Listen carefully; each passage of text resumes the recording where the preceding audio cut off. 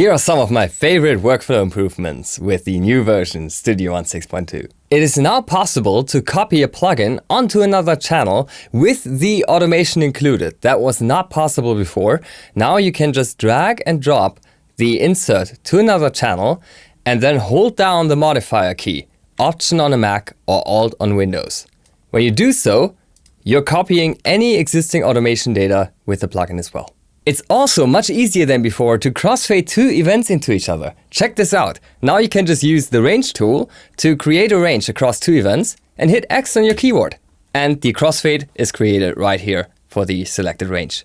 There are several exciting quality of life improvements in the mixer console as well. The dual polarity button on every stereo channel now triggers both inversions of the phase. Unless you hold down the modifier key, then it would be just a single channel. Before it was the other way around, so often you just had to waste an additional click. Another really cool, not to be underestimated time saver is that the last used send pan setting is now remembered across all of your songs. This means that if I click on this arrow here on the send effect of my channel and I unlock pan to channel, I can now adjust the send pan independently from the original channel pan. And if I don't want that, if I want the effects channel pan to always follow the original channel pan, I can just lock it. And I usually just have one preference that I always go for. This is now remembered globally across all of your songs. If you like to link folder tracks to your bus channels to organize your session, there's also a couple of improvements that make a big difference. In previous versions of studioone, disabling a folder track that's linked to a bus channel would disable all packed tracks, but not the bus channel itself. In studioone 6.2, the disable track command on the folder track now also disables the linked bus channel and its insert effects, as you would expect. The link behavior between the folder tracks in the track list and their assigned channels in the mixer console has been improved as well.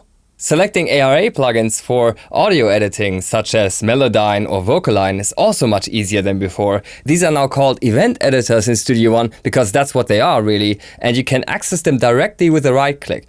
This is especially handy if you have multiple, not just Melodyne. Like in my case, I have Antares Auto-Tune Pro, I have Revoice ProLink, Vocaline Pro, and I can select them directly from here without having to resort to the effects browser. I can also insert my effects to an event right from here that are not ARA, which is often very useful. And last but not least, probably my personal favorite workflow improvement of studioone 6.2 is the improved macro organizer. You might know that I love macros in studioone to make my workflow that much faster. And now I finally have, or we finally have, I should say, a search bar to find the macros that much easier that we're looking for, especially handy if you have multiple. And you can also assign shortcuts to them right from here. I love it.